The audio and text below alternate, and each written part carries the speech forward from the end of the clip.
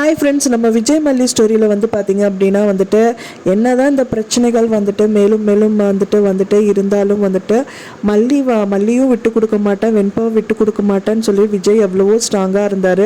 வேறு வழி இல்லாமல் மல்லிக்கு ஏதோ பிரச்சனை வந்துடுமோ, ரிமாண்டில் போட்டுருவாங்களோ அப்படின்னு சொல்லிட்டு பயத்தில் தான் வந்துட்டு பார்த்திங்கன்னா வெண்பாவை விட்டு கொடுக்கறதா வந்துட்டு சைன் பண்ணிட்டு வந்தார்.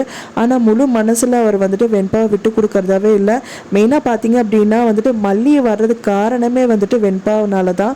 வெண்பாவை பார்த்துக்கணும் அப்படிங்கிறதுக்காக தான் வந்துட்டு மல்லியே கூட்டிகிட்டு வந்தார். அப்படி இருக்கும்போது தன்னோட பொண்ணையே வந்துட்டு அந்த கதிரேசன் கிட்ட விட்டுட்டு கொடுத்துட்டு வந்திருக்காரு. அப்படிங்கும்போது அந்த வித்யாம்மா கிட்ட சுத்தமாக வந்துட்டு இந்த விஷயங்கள் வந்துட்டு வித்யாம்மாவுக்கு பிடிக்கவே இல்லைன்னு தான் எதிர்பார்க்கப்படுது.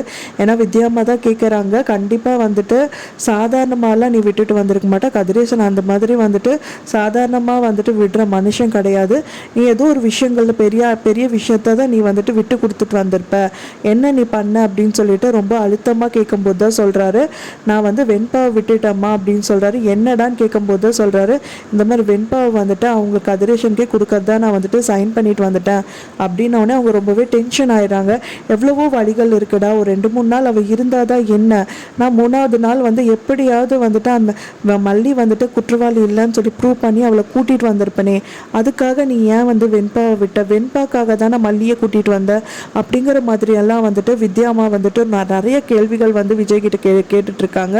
அதுக்கு அவர்னால எதுக்குமே பதில் சொல்ல முடியாமல் அழுதுகிட்டே இருக்காரு அப்படின்னு தான் வந்து நம்மளுக்கு தெரிய வருது ஃப்ரெண்ட்ஸ். ஆனால் வந்துட்டு ஃபைனலாக மல்லிக்கு இந்த விஷயங்கள் வந்துட்டு கண்டிப்பாக தெரியும். கண்டிப்பாக மல்லிக்கு தெரிய வந்தால் மல்லி வந்து விட்டு கொடுக்க மாட்டாங்க வெண்பாவை. ஏன்னா வந்துட்டு மல்லி வந்துட்டு எந்த அளவுக்கு வந்து விஜயை லவ் பண்ணுறாங்களோ அதே மாதிரி வெண்பாவையும் ரொம்ப லவ் பண்ணுறாங்க. ஸோ அதனால் வந்து ஃபேமிலியாகவே எல்லாருமே இருக்காங்கும்போது வெண்பா இதுக்காக நான் வந்து ஜெயிலுக்கு போகிற கூட நான் ரெடி அப்படின்னு தான் சொல்லி கண்டிப்பாக வந்து போராடுவாங்க கதிரேசன் கிட்ட. கதிரேசன் கிட்ட மட்டும் அவங்க வந்து தெரிய வந்துச்சு, அதாவது அடுத்த நாள் மறுநாள் வந்துட்டு வெண்பாவை ஒப்படைக்கணும் அப்படின்னு தெரிய வந்துச்சுன்னா மல்லி கண்டிப்பாக கதிரேசன் கிட்ட போய் ஃபைட் பண்ணுவாங்க.